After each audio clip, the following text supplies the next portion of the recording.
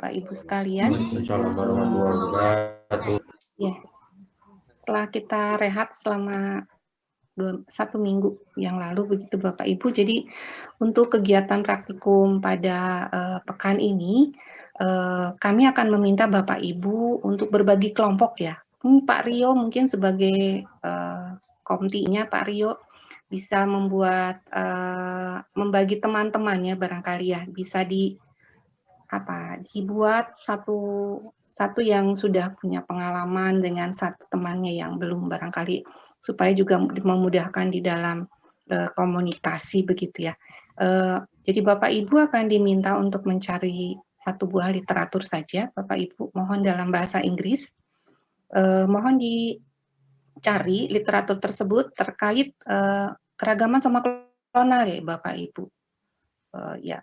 Saya berharap bahwa itu bisa mendeteksinya sampai tingkat molekuler. Kalaupun misalkan tidak ada, Bapak dan Ibu bisa juga melihatnya, mendeteksinya sampai tahap keragaman morfologinya barangkali dari somaklonal yang dihasilkan dari literatur tersebut.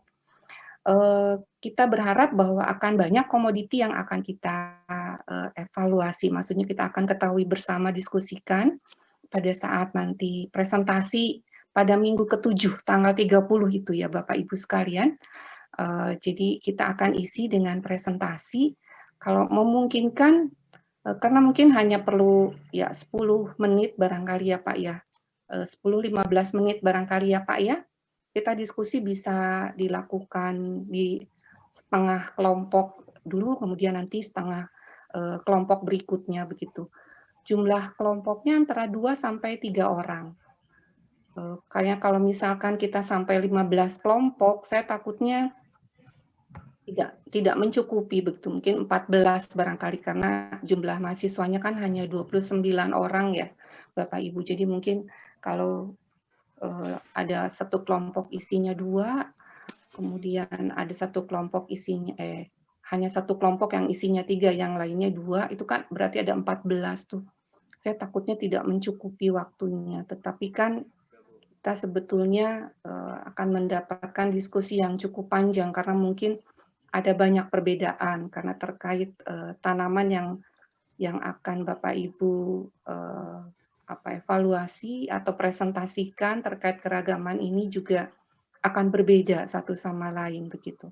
Termasuk juga mungkin metode yang dihasilkannya tidak hanya dari zat pengatur tumbuhnya saja, tapi mungkin ada yang dari karena sama subkultur barangkali di situ seperti yang kemarin ya pernah pada tebu juga. Barangkali itu Ibu dan Bapak sekalian. Mungkin Pak Rio bisa membantu ya Pak Rio untuk membagi kelompok teman-teman di bisa Ibu, 14 kelompok ya Ibu ya? Iya Pak Rio, mungkin yang satu kelompok terakhir atau kelompok pertama itu 3 orang begitu, karena saya rasa kita bisa isi selama 3 jam itu, mungkin satu kelompok bisa 10 menit begitu, 10-15 menit ya Pak? Mungkin ya 10 sampai 15 menit saya rasa cukup begitu. Kalau 14 ya berarti sisanya kita bisa pergunakan untuk diskusi begitu. Kita mungkin presentasikan saja dulu ya Pak ya, sehingga kita bisa melihat teman-temannya yang lain seperti apa, sehingga nanti di akhir kita kan bisa berdiskusi nih, oh ini begini, oh yang sana begini, perbedaannya apa. Jadi diskusinya mungkin akan lebih ramai karena misalkan kita evaluasi tas satu-satu, itu pertanyaan mungkin akan sama antara satu dengan kelompok yang lain ya begitu, karena materinya di keragaman somaklonal begitu. Begitu barangkali Bapak Ibu sekalian. Bagaimana Pak Darda? Ya, terima kasih Bu Rini. Dari 14 grup tadi itu komoditinya harus berbeda semua ya. Ya, betul. Ya, jadi 14 macam jenis tanaman spesies, ya 14 spesies. Ya nanti dibagi supaya tidak sama begitu. Ya, banyak sekali itu. Banyak sekali tulisan-tulisan itu. Dan mungkin untuk presentasi membuat PowerPoint maksimal 5 slide lah per kelompok itu ya, nggak usah banyak-banyak. Jadi yang penting-pentingnya saja, metode, kemudian hasil begitu. Pendahuluan ya sih, pendahuluan satu alinea dari dari komoditinya itu. Ya. Bisa satu ini ya Pak ya, pendahuluan satu saja begitu ya. Ya. Metode juga bisa satu begitu. Nah, yang tiganya bisa dipergunakan untuk penjelasan pembahasan dan hasil. Oke, yuk. Ada yang kurang jelas Bapak Ibu? Mudah-mudahan Pak Eko nanti bisa ini ya Pak, nanti melis semua temannya barangkali, kemudian nanti saling dikomunikasikan begitu di grup begitu Pak, supaya tidak ada duplikasi ya, tidak ada duplikasi tanaman yang sama begitu atau jurnal yang sama. Ya. Baik Ibu. Ya, terima kasih Pak Rio.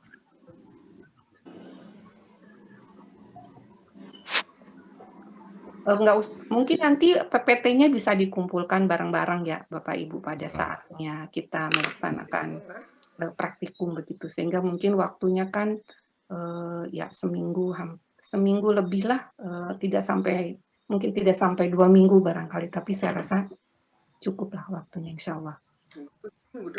Ya kan satu paper saja ya Bu ya, nggak usah banyak-banyak. Satu paper saja Pak. Berdua cukup lah itu. Iya. Jadi tadi dibagi dulu orangnya yang berpengalaman, yang tidak berpengalaman, kemudian dipasangkan satu-satu gitu. Iya, saya rasa Pak Rio sudah tahu siapa kira-kira yang sudah cukup familiar dengan di kultur jaringan. Jangan Pak Ade dengan Pak Rio misalkan, Pak Ade dengan Bu Asri misalkan, jangan seperti itu ya Pak. Supaya yang mungkin nanti ada yang kurang begitu paham barangkali sekalian bisa belajar juga sebelum kita nanti UTS barangkali. Itu saja barangkali Pak Darda ya terkait penjelasan untuk praktikum untuk presentasi minggu depan ya insya Allah Ibu Mega ya Pak ya yang akan presentasi. Bu Mega kuliah ke 7 ya. Sebetulnya minggu depan kuliah terakhir, tetapi karena ada libur sehingga ada kuliah pengganti.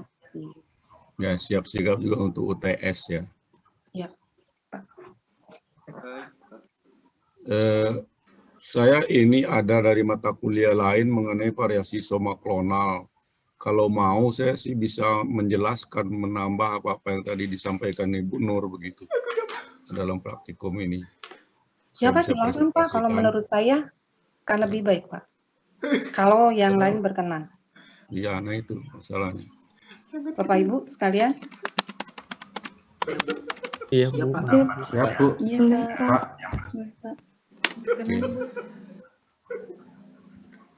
Oke, jadi tugas praktikum Anda kan bisa dikerjakan di luar jam ini, walaupun bisa juga dalam jam ini. Nah, tapi kalau Anda bersedia ya untuk menambahkan dan mengkonfirmasi tadi beberapa hal yang mungkin ada perkembangan-perkembangan lebih baru begitu ya. Saya sampaikan begitu. Begitu Bu Dini. Iya Pak, betul Pak.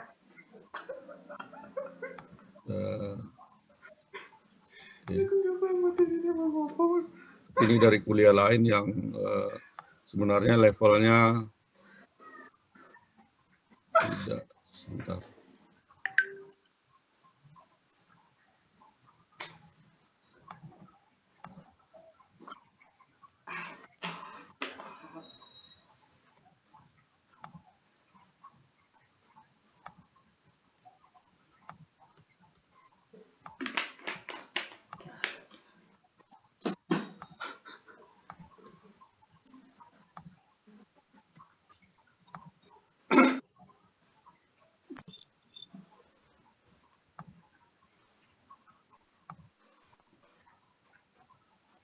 Jadi ini ya, sudah kelihatan kah?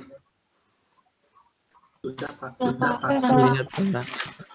Jadi ini untuk dasar biotek sebenarnya saya buat untuk S1, tapi yang namanya PowerPoint itu kan PowerPoint-nya bisa sama, cuman pendalamannya yang berbeda, penjelasannya begitu. Ya. Jadi ini somaclonal variation for plant breeding ya. Ini untuk melengkapi apa-apa tadi yang sudah disampaikan oleh Ibu Nur. Ya. Definisi ini beberapa topik definisi, aplikasi, faktor yang mempengaruhi penyebab dan teknik, kemudian beberapa contoh begitu ya. Nah, ini tadi sudah dijelaskan oleh Ibu Nur bahwa somaclonal variation itu adalah genetic variations ya. Walaupun semuanya tidak genetic variation semua juga, nanti kalau sudah kita lihat ya, genetic variation in plants that have been produced by plant tissue culture. Jadi ini untuk menjawab pertanyaan siapa tadi, Pak Aris ya, apa beda dengan mutasi? Nah, persyaratannya bahwa somaclonal variation itu adalah have been produced by plant tissue culture. Ya, jadi harus sudah melewati proses kultur jaringan ya. Jadi karena proses kultur jaringan itu terjadinya somaclonal variation itu ya. Soma itu dari somatik ya. Klonal itu dari klonal itu perbanyakan yang menghasilkan sesuatu yang sama dengan induknya atau kopi dari induknya. Jadi perbanyakan yang variasi dari sel-sel somatik asalnya ya. Terutama karena kalau kita pelajari bahwa kan ada proses dediferensiasi, rediferensiasi atau remodeling. Nah, proses-proses tersebut memerlukan pembelahan sel yang kadang-kadang terlalu cepat atau ada kesalahan dalam pembelahan sel itu. Nah, itulah yang menyebabkan terjadinya perubahan-perubahan fenotipe nantinya. Ya. Nah, apakah dia itu dengan mutagen buatan atau tidak? Nah, itu hanya tadi untuk meningkatkan kemungkinan terjadinya itu ya. Kata Bu Nur tadi kan dia secara natural itu very very low percentage ya. Nah, kita tingkatkan dengan mutagen ya. Nah, apakah positif atau negatif? Apa diperlukan atau tidak? Nah, ini memang tergantung tujuannya. Tadi ada yang bertanya tadi apa diperlukan atau tidak. Kalau dia untuk perbanyakan ya, untuk perbanyakan yang menuntut bahwa semua itu harus seragam, berarti kita harus menurunkan tingkat variasi somaclonal dengan berbagai cara. Ya. Jadi faktor-faktor yang mempengaruhinya tadi kita kendalikan supaya tidak terjadi variasi somaclonal. Nah, tapi kalau kita ingin mencari variasi untuk mencari fenotipe yang baru, mencari keragaman genetik, nah itu variasi somaclonal ini sangat diperlukan. Ya. Jadi apa dia positif atau negatif, diinginkan atau tidak, ya kembali lagi tujuan kita apa begitu. Kan begitu ya. Oke. Okay. Somaclonal variation has provided a new and alternative tool to the breeders for obtaining genetic variability. Nah, kan inti dari breeding itu kan adalah genetic variability. Tanpa adanya genetic variability, kita tentu tidak bisa seleksi, tidak bisa mengawinkan, tidak bisa tidak bisa memuliakan lah begitu kalau tidak ada genetic variability. Nah, somaclonal variation itu sebagai salah satu tadi cara untuk meningkatkan terjadinya genetic variability atau keragaman genetik ya, secara lebih cepat tanpa alat-alat yang canggih ya untuk tanaman hortikultur ataupun juga tanaman-tanaman lain begitu. Jadi tujuannya itu positifnya ya. Negatifnya tadi harus dihindarkan karena kalau kita untuk perbanyakan misalnya kita memperbanyak pisang sebanyak untuk 10.000 hektar. Nah, pisang ini termasuk salah satu yang prone atau cenderung terjadi somaclonal variation lebih banyak nih ya. Jadi ada tiba-tiba pisangnya itu tidak berjantung atau warnanya berubah ya atau jumlah tandannya jumlah sisir pertandannya berubah atau warna daunnya berubah begitu. Begitu juga ada nenas. Nenas juga cepat terjadinya variabilitas variasi somaclonal ini. Ya. ada nenas yang tidak berduri menjadi berduri begitu. Ya. Nah itu kan tidak diinginkan. Atau yang paling gampang di tanaman hias ya. Kalau tanaman hias berubah warna, kalau untuk keseragaman yang tidak diperlukan, ya, tidak dibutuhkan. Tapi kalau kembali lagi kita mencari genetic variability, nah itu akan sangat membantu dengan adanya variasi soma klonal ini. Oke. Nah ini contoh pada mahasiswa bimbingan saya pada nenas ya. Jadi muncul saja tuh yang varigata seperti ini, ya, Chimera. Ya tentu kalau kita memproduksi bibit nenas untuk produksi nenas komersial, nenas seperti ini nanti tidak akan laku. Ya. Nah, tapi kalau tujuannya kita untuk variasi soma klonal, ini untuk keragaman genetik dan ini dijual nanti sebagai tanaman hias, ya sah-sah saja laku begitu. Ya. Tapi kalau untuk memproduksi nenas produksi komersial ya tidak laku karena ini pasti produktivitasnya rendah karena klorofilnya tidak banyak begitu. Ada lagi yang tidak mempunyai klorofil sama sekali, ini pasti nanti mati, tidak bertahan setelah subkultur itu. Ya. Selain bentuk-bentuk yang berbeda begitu ya, jadi kapan harus dianalisis ya, dengan adanya tadi ada pertanyaan kapan kita analisis, apakah sebelum aklimatisasi atau sesudah aklimatisasi. Dengan teknik molekuler yang sekarang ya mestinya secepat mungkin. Dan tujuan dari adanya marka molekuler adalah untuk untuk analisis secepat mungkin, earlier as possible ya, seawal mungkin kita bisa mendeteksi terjadinya keragaman itu. Ya. Kadang fenotipenya tidak berbeda tapi genetiknya berbeda begitu ya. Jadi itu. Nah ini contoh pada kultur manggis kami ya, ada yang berubah warna, mirip warna manggisnya, apakah itu variasi soma klonal atau dia memang memproduksi metabolik sekunder saja, nah itu belum kami buktikan. Ya. Oke, nah, ini ada contoh, ini juga bisa dilihat nih variasi soma klonal present in 3 citrus hirta plants generated from 1 year old embryogenic callus culture. Ya. Ini bisa, ini hal-hal seperti ini banyak nih di internet ya, ada cari saja yang gratis. Ini ada variasi ukuran, bentuk, ya,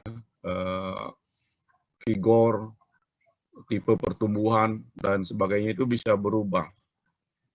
Oke. Nah, apakah soma klonal variation itu? Yang pertama adalah memang dia perubahan genetik ya, heritable variation. Nah, ini pre-existing variation in somatic cells of explants. Tapi arah kita mungkin lebih banyak pada variasi terjadi pada saat dia dikulturkan itu. Ya. Disebabkan oleh mutasi atau perubahan DNA lainnya. Ya. Tadi atau ini maksudnya mutasi titik ataupun mutasi delesi, inversi dan lain sebagainya itu. Ini bisa terjadi high frekuensi ya. Ya high itu dibanding yang natural di luar kultur jaringan ya. Ini kultur jaringan meningkatkan sebenarnya frekuensi itu. High itu ya tentu tidak tinggi-tinggi banget ya. Masih dalam taraf rendah sebenarnya. Ya, tapi dibandingkan dengan yang terjadi di luar botol kultur dia menjadi lebih tinggi. Nah, kemudian yang kedua ini epigenetik. Ya, epigenetik ini yang jadi lagi hot issue sekarang. Dan dulu orang berpendapat bahwa epigenetik itu tidak diturunkan. Ya. Ini adalah variasi epi itu di atas, genetik itu ya genetik. Jadi epigenetik itu berada sebelum genetik atau di atas genetik itu. Ya. Jadi dia lebih tinggi tarafnya daripada genetik. Ada variasi fenotipe tanpa perubahan genotipe. Ya, jadi kalau kita sequence hasil variasi epigenetik itu ya tidak akan ketemu dia karena sequence-nya pasti sama semuanya. ATGC-nya itu pasti sama semua. Karena itu tidak berubah, tidak terjadi perubahan pada sequence, pada bahasanya ya, pada ATGC-nya itu, adenin timin sitosin guaninnya itu. Ya. Nah, tapi sekarang orang sudah banyak menemukan bahwa epigenetik itu diturunkan. Ya. Misalnya on dan off-nya gen itu adalah dikendalikan secara epigenetik. Ya. Dan itu akan berulang terus ya. Kapan tanaman vegetatif, kapan dia berbunga, kapan dia mempunyai kemampuan berbunga, atau kapan gen untuk berbunga itu aktif, kapan gen itu hanya tidur-tidur saja di dalam sel, ya, di dalam inti. Nah, itu semuanya dikendalikan secara epigenetik. Ya. Dan itu akan berulang setiap periode, setiap turunan begitu. Berarti epigenetik itu juga diturunkan.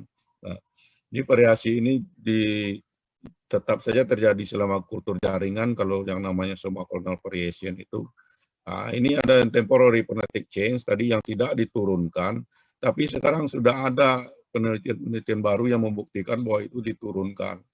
Beberapa epigenetik yang terjadi itu adalah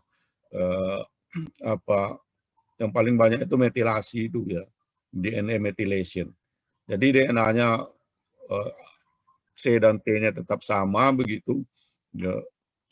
Tapi terjadi penambahan gugus metil atau pengurangan gugus metil pada demetilasi begitu. Ya. Nah, itu yang menyebabkan gen kadang aktif, kadang tidak begitu. Ya. Oke. Jadi epigenetik itu terjadi karena gene expression ya, bukan gene alteration. Jadi gennya tidak berubah, tapi ekspresinya yang berubah. Kadang dia terekspresi, kadang dia tidak. Ya. Ya, selain itu ada beberapa lagi nanti selain metilasi ada beberapa lagi. Ya. Intinya gen on dan off. Ya.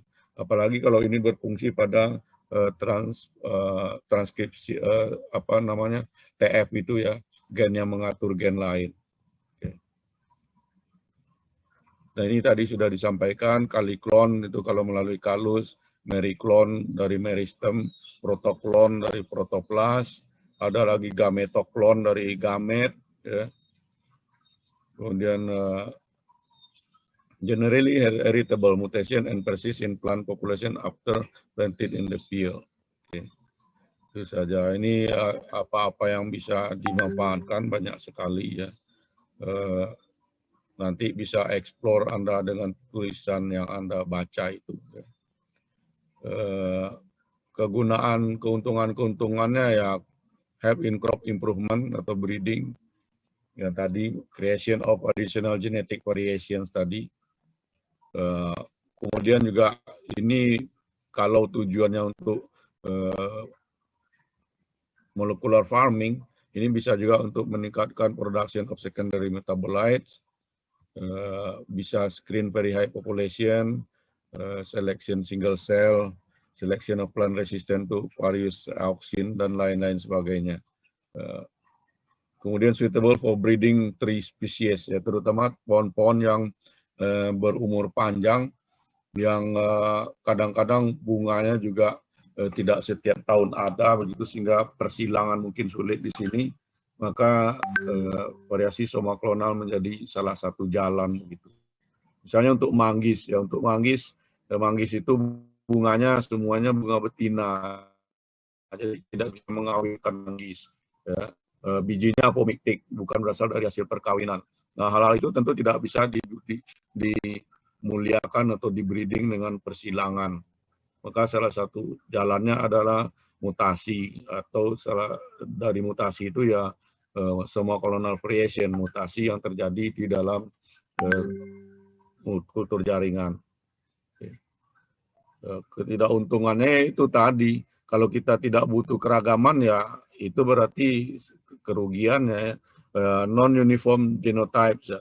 Ini ada saja ini kejadian-kejadian tidak seragamnya itu. Ya. Padahal yang diinginkan yang seragam. Ya, keseragaman tadi bisa warna, bentuk, ukuran, rasa, dan lain sebagainya. Many mutation are non-heritable, hanya sedikit yang heritable, yaitu yang kita cari. Kemudian diperlukan dominan mutation, padahal sebagian besar mutation itu adalah resesif. Ya. Kalau tidak dominan berarti double recessive mutation. Ya. Dan lain-lain sebagainya itu. Nah, ini faktor-faktor yang mempengaruhi soma colonal variation ya, genotipe, spesies, varietas.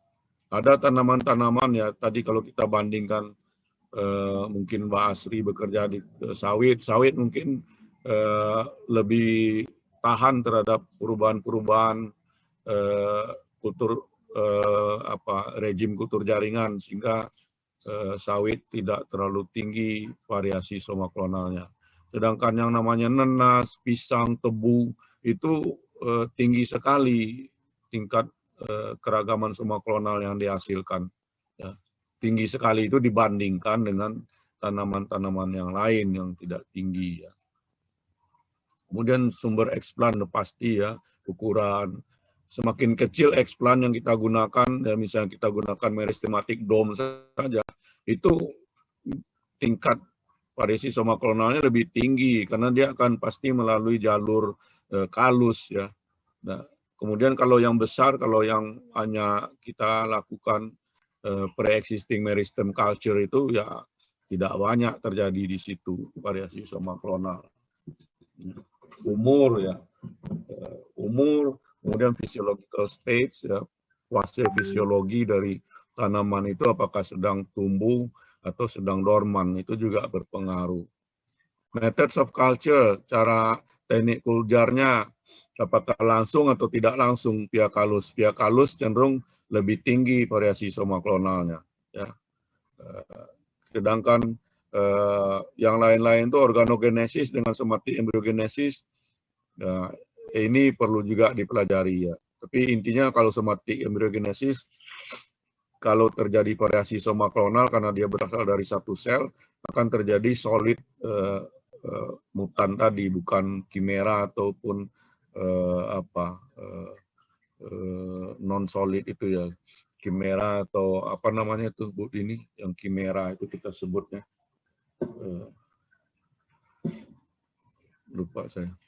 Nah ini tadi juga duration of cell culture atau subculture interval. Ini yang tadi sangat berpengaruh dan tentu tergantung genotipe juga. Ada tanaman-tanaman, kata Bu Nur, bisa sampai 20 kali di kentang, sampai 20 kali di subkultur, tidak terjadi perubahan. Nah, saya mengalami malah pada tanaman tahunan, pada apokat, 3 kali subkultur dia sudah kehilangan kemampuannya dia membentuk embrio somatik. Ya. Somatic embryogenesis potensinya itu hilang begitu. Tidak bisa diapa-apain lagi, itu sudah hilang begitu. Ya. Ya, kemungkinan besar ya terjadi mutasi di suatu sebab atau di suatu tempat. Ya. Biasanya rata-rata mungkin kita antara 10 atau 9 kali begitu ya. Jadi memang tidak bisa digunakan terus-menerus. Ya. Kalau udah 10 kali, bisa nanti harus ganti lagi awal, mulai dari awal lagi begitu. Ambil lagi eksplan dari mother eksplan di lapangan atau di rumah kaca begitu. Nah, kemudian culture condition. Nah, ini fisikalnya ya, apakah kultur cair, kultur padat, semi padat, kemudian kimianya ya. Kimia ini termasuk nanti sumber nitrogen. Tadi juga lama kultur ini berhubungannya juga dengan kelaparan hara. Ya, kalau kultur terlalu lama dalam media itu terjadi ketidakseimbangan hara di dalam media, yang salah satunya bisa menyebabkan metilasi ya, atau demetilasi. Ya, itu yang menyebabkan gen bisa on atau off. Ya. Kemudian PGR, Plant Growth Regulator atau ZPT. Ini tergantung kekuatan dan konsentrasinya. Ya. Penggunaan 2,4-D atau pikloram yang tinggi, ini sangat auksin yang sangat kuat dibanding IAA, NAA begitu. Nah, tentu dia akan berpengaruh jauh lebih besar dalam meningkatkan kejadian variasi soma klonal itu. Apalagi kalau dibarengi dia sudah auksin kuat, konsentrasi tinggi lagi. Ya. Mahasiswa saya dulu pernah mencoba untuk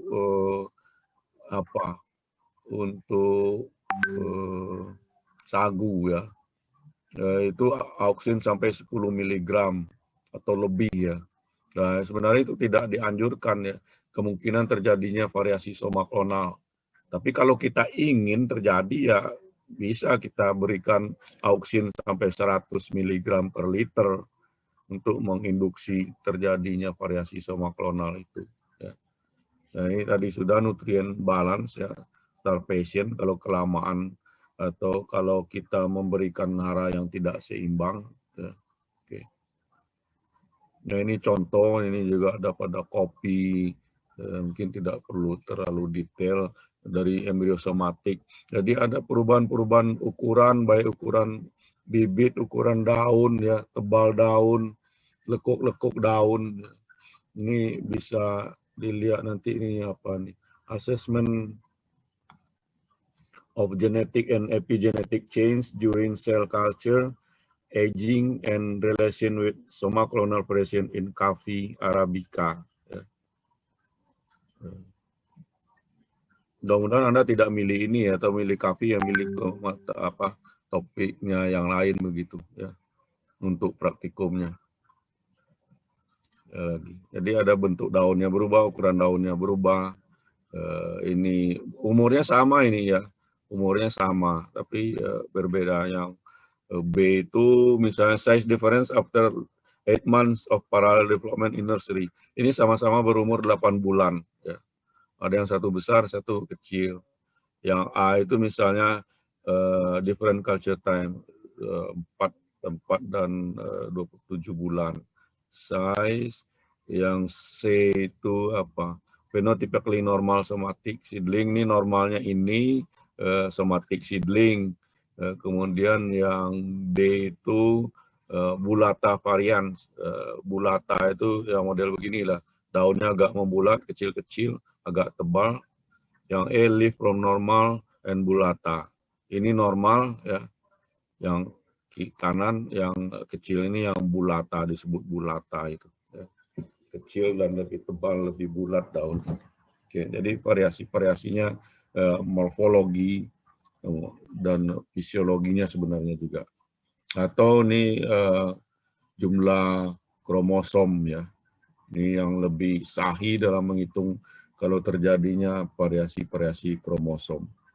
Ada yang 44 kromosomnya, ya. Ada yang 42, ada yang 41, 43, 43. Ya. Jadi dia 2N sama dengan 4X sama dengan 44 normalnya ya. Jadi diploidnya itu tetraploid ya dia. 4X sama dengan 44. Nah, control of soma clonal variation. Jadi kalau kita ingin mengontrol tadi dalam arti kita bisa meningkatkannya atau menurunkannya, tergantung kebutuhan kita. Ya. Kalau kita ingin menurunkannya, harus misalnya regular reinitiation of clones from new explant might reduce variability over time. Jadi tadi karena penggunaan kultur yang terlalu lama, panjang subkultur banyak begitu, itu menumpuk kejadian-kejadian variasi soma klonal. Kemudian juga hindari tadi penggunaan 24D, apalagi konsentrasi tinggi. Ya. Ini karena ya 24D itu kan sebenarnya herbisida pada konsentrasi tinggi ya. Kalau digunakan konsentrasi tinggi ya di samping membunuh, kalau terlalu tinggi membunuh, tapi kalau belum membunuh dia tentu merusak begitu. Kemudian the duration of cell culture cycle ya, tadi sudah dijelaskan durasi atau interval antar subkultur dan jumlah subkultur begitu.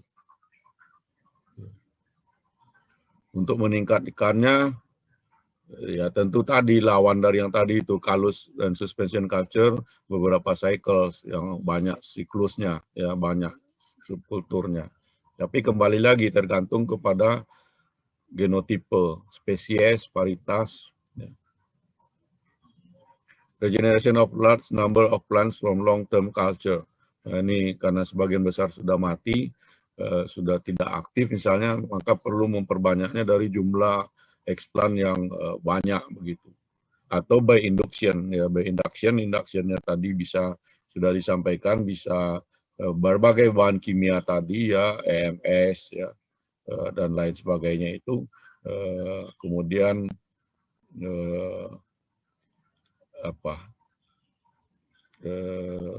fisikal ya, sinar gamma, sinar X, fast neutron dan lain sebagainya. Ya, ingat mungkin saya pertanyaan Mbak Asri tadi, apakah PEG itu berfungsi sebagai mutagen atau sebagai agen seleksi? Menurut saya dia berfungsi sebagai agen seleksi saja ya. Peran yang terutama itu sebagai agen seleksi. Sedangkan kejadian mutasinya itu sudah terjadi sebelum kita challenge dengan PEG itu ya. Jadi PEG tidak sebagai mutagen di sini, tapi sebagai agen seleksi. Ya. Nah ini ya sudah dijelaskan sebenarnya. Jadi tadi ada masalah fisiologi, masalah biokimia yang menyebabkan perubahan-perubahan genetik ataupun perubahan-perubahan epigenetik. Nah, kalau ingin mendalami epigenetik lagi ya banyak tulisan-tulisan sekarang mengenai epigenetik karena lagi merupakan studi yang baru yang lagi hangat-hangatnya begitu, bahwa ada sesuatu di atas sequence gen itu yang justru berperan di dalam on dan off-nya gen dan lain sebagainya. Ini sudah dijelaskan oleh Bu Nur juga ya. Fisiologi epigenetik tadi perubahan metilasi, kemudian ada lagi histon diferensiasi dan lain sebagainya. Ya. Kemudian genetik, change chromosome number, ploidy level tadi ya bisa pada kopi tadi ada perubahan dari 43 menjadi 41, 42, 43, ya, normalnya 44. Change kromosom tadi deletion, inversion, duplication, translocation, atau gene mutation ya, transition, transversion, insertion, deletion. Ini bisa juga disebabkan aktifnya misalnya transposon ya. Transposon itu jumping DNA atau adanya komponen DNA di dalam nukleus yang bisa lompat dari satu tempat ke tempat lain. Kalau dia lompat ke dalam gen yang aktif, maka gen itu menjadi tidak terekspresi. Nah, aktifnya transposon itu juga bisa terpengaruh oleh kondisi-kondisi kultur jaringan. Biokimia misalnya lack of photosynthetic ability to the alteration in carbon metabolism, perubahan metabolisme karbon, atau memang tidak terbentuknya fotosintesis aparaturnya tadi. Pada nenas tadi ada yang sebagian kimera, ya, ada yang sebagian memang albino, ya, tidak mempunyai klorofil. Ya. Atau perubahan jalur biosintesis bisa saja, atau perubahan metabolisme nitrogen yang menyebabkan tadi juga salah satunya menjadi metilasi ya, atau demetilasi, atau adanya pengaruh-pengaruh antibiotik, termasuk antibiotik resisten. Nah ini tadi sudah dijelaskan oleh Bu Nur, change chromosome number, ploidy, aploidy, monoploid, polyploid. Tadi ini sudah ada gambarnya juga ya, mana yang disebut structural change, deletion, hilang sebagian, inversion tadi kebalik dari CD menjadi DC. Berarti kalau ini berubah begini, berarti urutan-urutan asam aminonya berubah. Kalau urutan asam aminonya berubah, berarti proteinnya berubah. Proteinnya berubah berarti enzimnya itu berubah. Dan enzimnya berubah berarti fenotipenya berubah, begitu urutannya. Nah, lain-lainnya begitu, termasuk duplikasi juga, ya. Translokasi bergesernya. Oke. Change at level DNA, ya, change DNA sequence change at protein level. Jadi ada pada tingkat proteinnya berubah, loss of gain of protein band, ini bisa juga terjadi. Kalau ini sudah biasa ya. Change DNA level itu mutasi yang biasa. Alter level of specific protein ini bisa pada struktur 3 dimensi proteinnya yang berubah tadi ya. DNA metilasi ya. Nah, ini lebih banyak pengaruhnya pada epigenetik ya. Nah ini ada paper juga yang menyebabkan terjadinya variosis monoklonal itu ya, ringkasannya mungkin dari sini ada oxidative stress, terbentuknya radikal bebas, ya. Nah ini menyebabkan perubahan tadi itu. Hypermethylation atau hypomethylation, change in chromosome number, chromosomal rearrangement tadi, duplication, inversion, dan lain sebagainya. DNA base deletion atau substitution, ya. Terjadi mutation under in vitro environment. Nah inilah yang disebut somaconal variation itu. Jadi mutation under in vitro environment. Jadi harus melibatkan kultur jaringan. Kalau mutation saja itu bisa terjadi pada tanaman kita di lapang ya.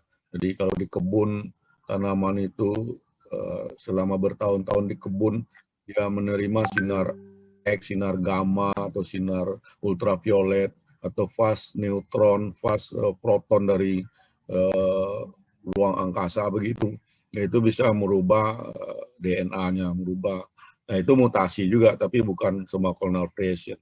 Karena ini secara ringkas disebutkan mutation under in vitro environment, ya itu intinya. Dari pertanyaan Pak Aris tadi, ya. Oke. Ini skema for obtaining seleksi without in vitro selection with in vitro selection.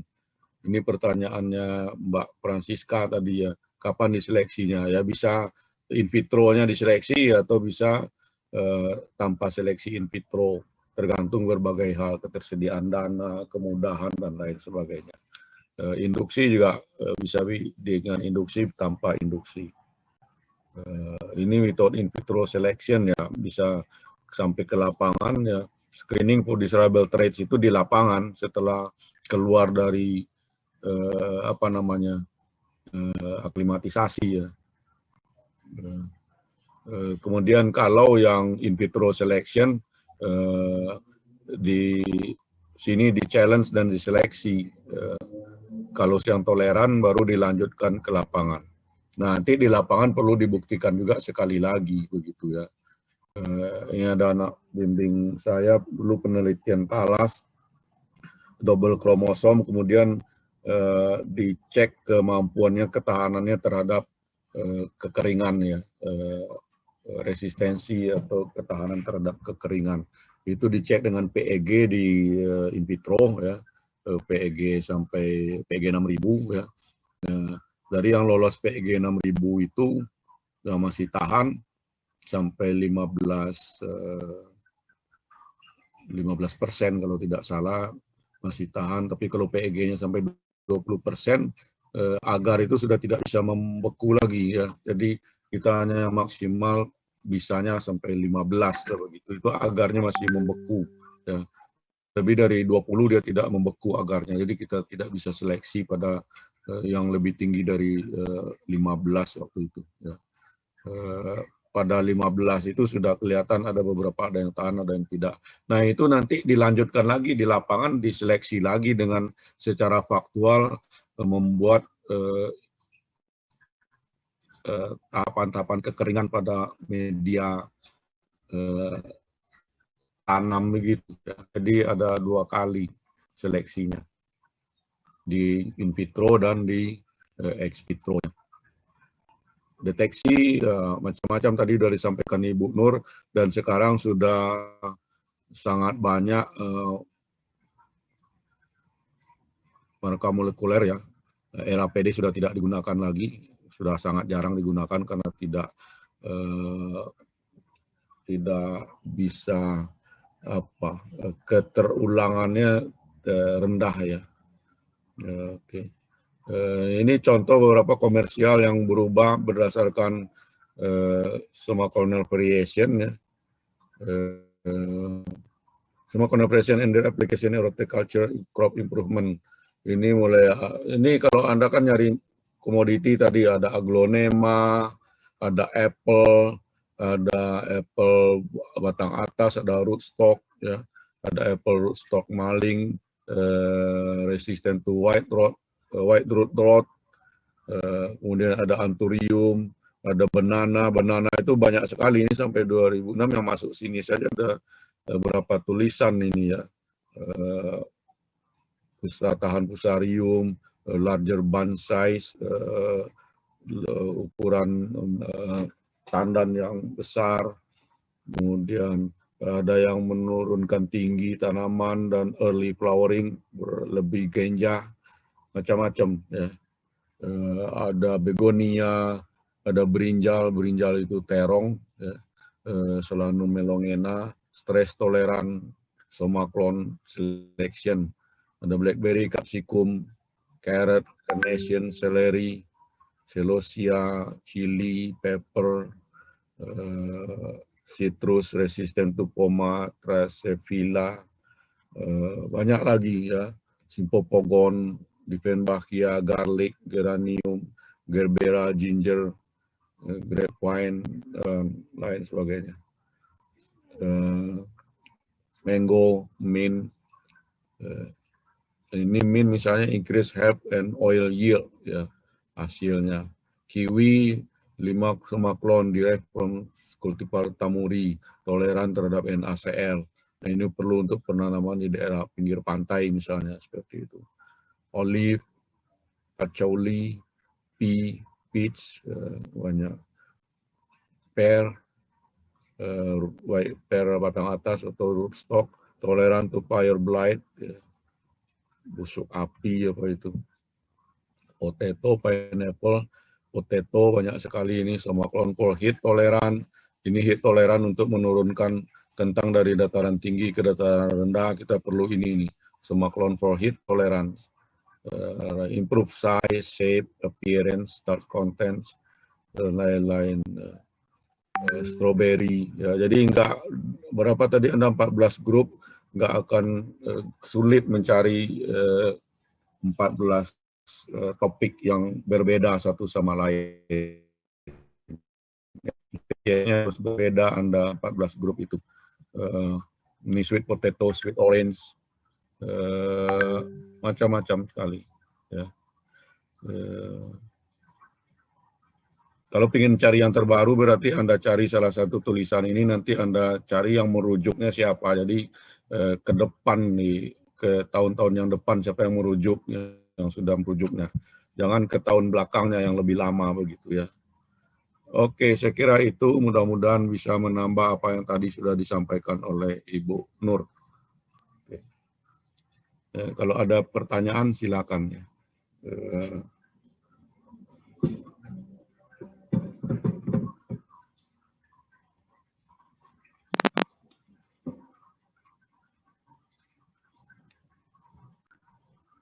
Izin Pak Dada. Iya Pak Bayu, silakan. Ya, tadi kan kata Pak Dada variasi somaclona itu penyebabnya 2 ya Pak. Ini sambil saya nge-refresh lagi Pak. Itu perubahan genetik dan epigenetik atau metilasi. Jadi genetik tidak berubah tapi ada gugus metil nempel di basa nitrogen sehingga gen nggak terekspresikan Pak. Nah kalau untuk sekarang itu mendeteksi metilasi itu seperti apa ya Pak ya? Kalau untuk penelitian sekarang. Ya, cara mendeteksinya macam-macam, sudah ada secara kimiawi terjadinya gugus metil itu mungkin bisa dengan reaksi-reaksi kimia itu ya. Tapi tidak bisa dengan sequencing. Sequencing kan dia tetap akan menghasilkan sequence yang sama. Begitu, Pak. Itu nanti berarti gennya juga normal nanti Pak ya? Gennya normal ya, gennya normal. Tidak.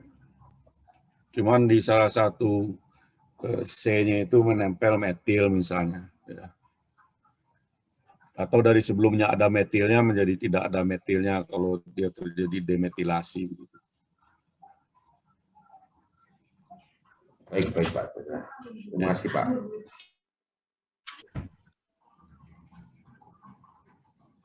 Atau Bu Dini mau menambahkan ada info-info baru mengenai epigenetik, Bu Dini? Terima kasih Pak Darda. Ya, setahu saya biasanya memang penggunaan dengan marker molekuler ya Pak, ada yang Ya. bisa merubah pergantian karena ada tadi yang ada gugus metilnya terutama ya Pak. Tadi kalau disampaikan oleh Pak Darda juga Ibu Nurhayati, itu kan ada 2 basa DNA yang ada metilnya tuh. Nah, itu yang biasanya dia berubah yang dibandingkannya tentu saja dengan yang normalnya begitu Pak Bayu. Kalau tidak salah ada teman-teman yang juga Bu Asri mungkin kalau tidak salah 2 orang mahasiswa 2 orang karyawan dari dari Sinar Mas. Ya dari itulah di situ itu juga melakukan mendeteksi bagaimana metilasi terjadi pada embrio somatik yang dihasilkan melalui kultur jaringan sehingga mereka bisa menemukan yang mana embrio dari kumpulan tersebut yang terjadi metilasi sehingga tadi ada perubahan dengan ininya mantel pada buah kelapa sawitnya kalau tidak salah. Itu juga yang ternyata setelah beberapa periode dia kembali lagi begitu ada yang memang menjadi berubah begitu Pak. Tergantung nanti berakibat kepada perubahan ekspresi kodonnya itu menjadi asam amino yang baru dan membentuk protein yang baru atau tidak begitu Pak Bayu. Tapi mereka menggunakannya salah satunya menggunakan marker molekuler Pak untuk mendeteksi dia terjadi metilasi dan tidaknya.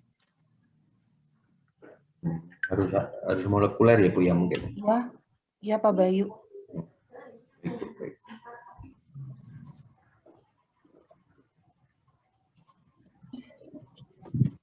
Bapak Ibu izin bertanya. Ya, silakan. Oh, iya.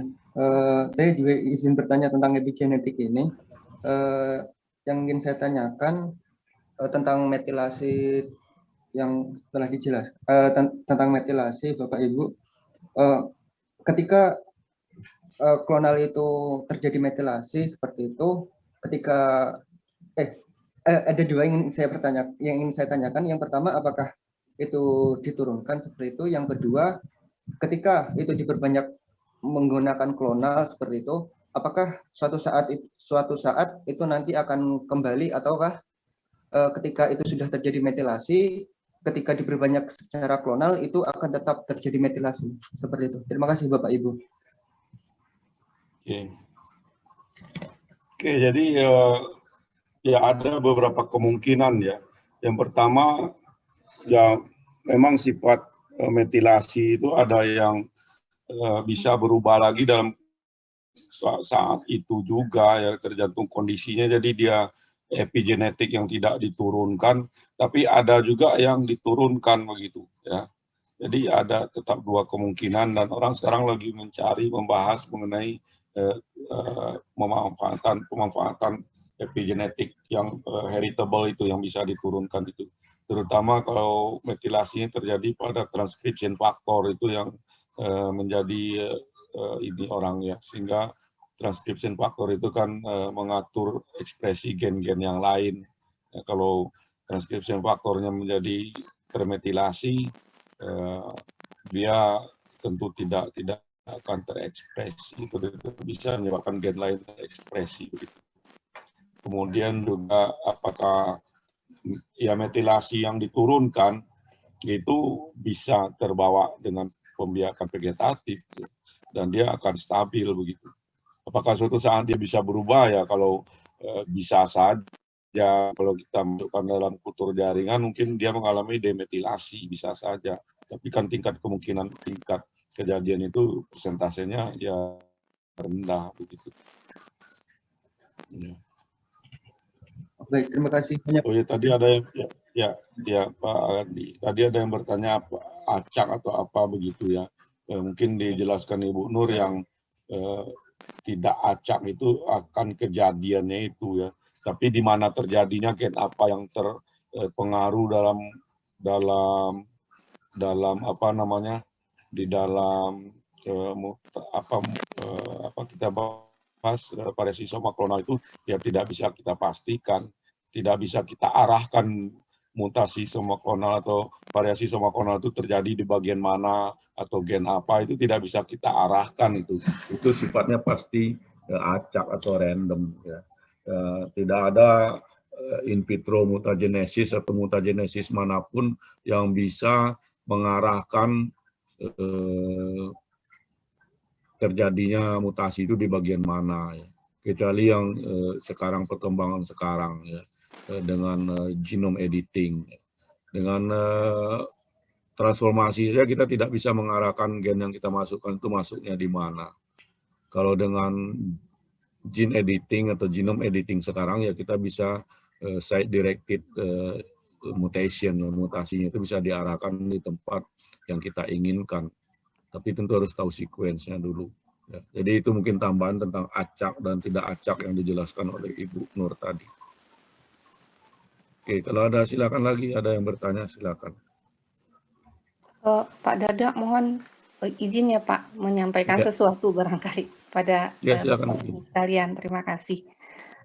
Ini barangkali Bapak Ibu sekalian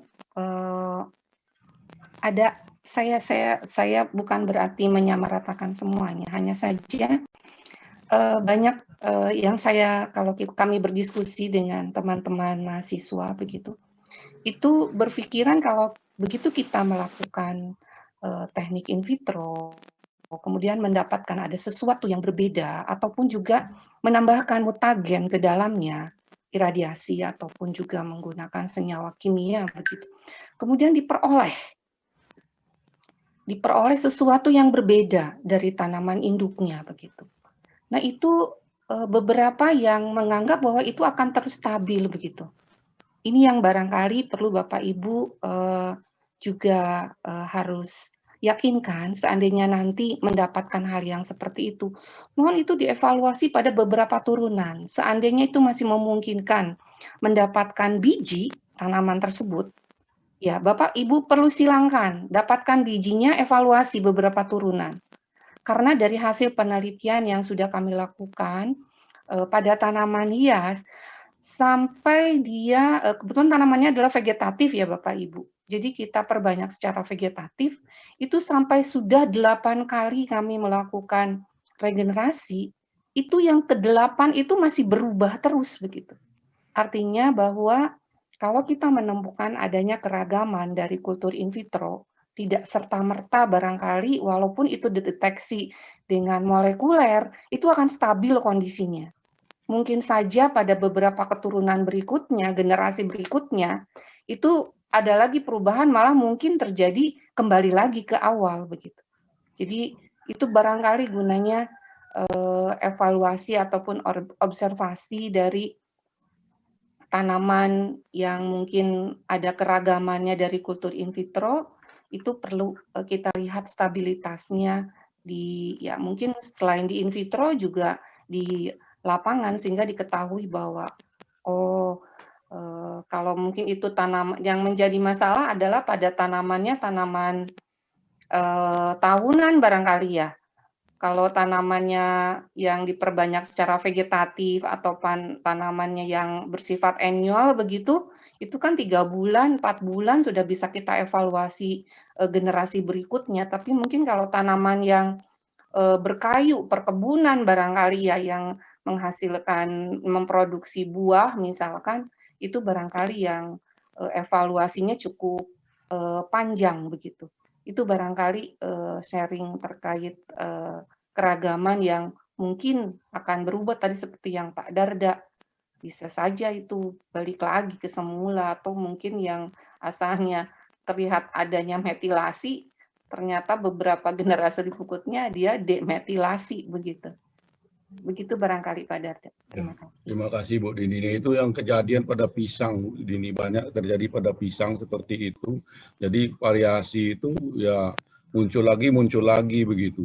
Dan pada pisang itu ada pisang-pisang yang kehilangan kemampuan membentuk bunga jantung itu. Ya, jadi sampai besar batangnya tidak berbunga juga begitu.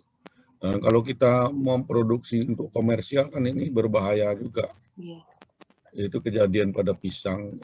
Pisang, nanas, dan tebu itu cepat sekali. Apalagi tanaman hias tadi ya. Tapi kalau tanaman hias variasinya warna bunga, bentuk bunga kan bagus-bagus saja. Tapi kalau pisang menjadi tidak berjantung, atau kalau nenas dari yang kita kulturkan nenas tidak berduri, kemudian menjadi berduri daunnya, ya repot juga untuk dijadikan bibit pada perkebunan karena akan sulit manajemennya begitu.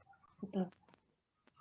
Dan itu terjadi, banyak yang protes waktu itu, terutama untuk pisang dari beberapa lab kultur jaringan di sekitar Bogor waktu itu. Ada pisang apa jadinya apa begitu. Kira-kira begitu ya. Benar kata Bu Dini, itu perlu sering-sering diamati ya, sering-sering kita analisis. Paling tidak amati dulu pada taraf saat aklimatisasi, karena tidak mungkin setiap saat kita akan harus analisis molekuler. Paling tidak kita amati perbedaan-perbedaan fenotipe yang kelihatan begitu.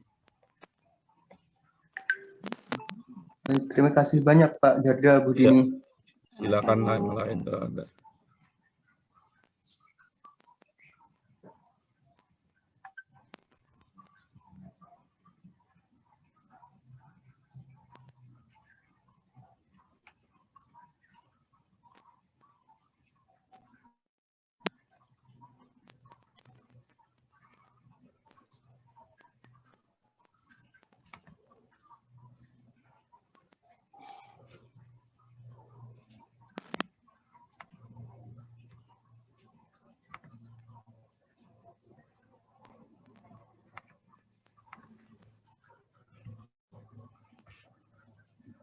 Bagaimana? Ada lagi mungkin kepada pembagian grup, kemudian mulai mencari topik yang paling menarik ya tadi. Kalau bisa selengkap mungkin sampai pembuktian pakai marker molekuler kata Ibu Dini tadi. Ya minimal mungkin morfologi barangkali seperti yang tadi Pak ada kan morfologi pada tanaman kopi ya Pak ya. Kopi ya Kan misalkan. beda kan ya kelihatan. Ya minimal seperti itu, atau mungkin ada sampai buah barangkali kalau tidak ada yang sampai molekuler. Oke. Kami tidak membatasi Anda hanya satu ya, tapi yang diwajibkan hanya satu tulisannya. Kalau mau seorang satu kemudian digabung menjadi dua grup ya boleh-boleh saja. 10 juga boleh, tidak masalah ya. Tapi paling tidak ada satu tentunya.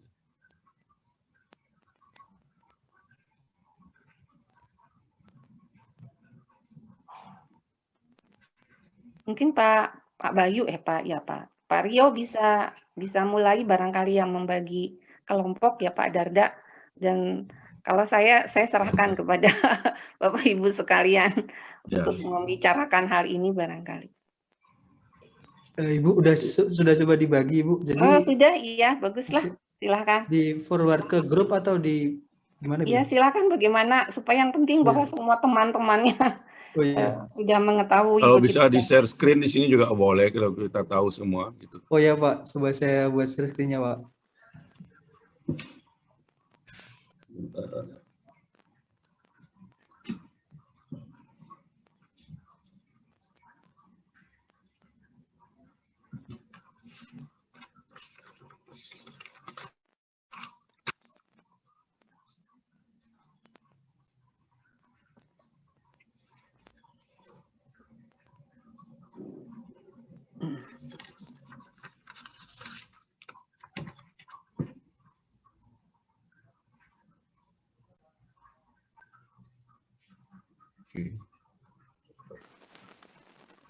Udah 14 ya. Iya, pas. Ya, ada yang. Iya. Ya kita sih setuju saja. Iya silakan Pak Bayu dan Bapak Ibu semua. Saya rasa sudah bisa memulai untuk mencari literatur yang akan dipresentasikan pada tanggal 30 nanti. Nanti mungkin kita bagi di ini. Kita tentukan kelompok-kelompoknya Pak Rio boleh minta saya ke ininya ya? yang ini. Boleh di-share untuk mungkin di grup barangkali ya, untuk catatan saya begitu. Baik Ibu, saya forward ke grup Bu. Ya, terima kasih. Ibu.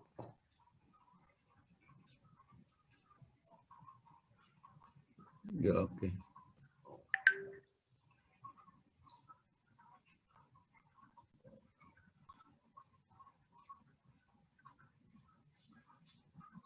Oke, kalau tidak ada lagi yang bertanya dan urusan bisa diselesaikan oleh masing-masing di luar Zoom, kita Ya. tutup sebenarnya begitu. Betul. Ya, Bu Dini.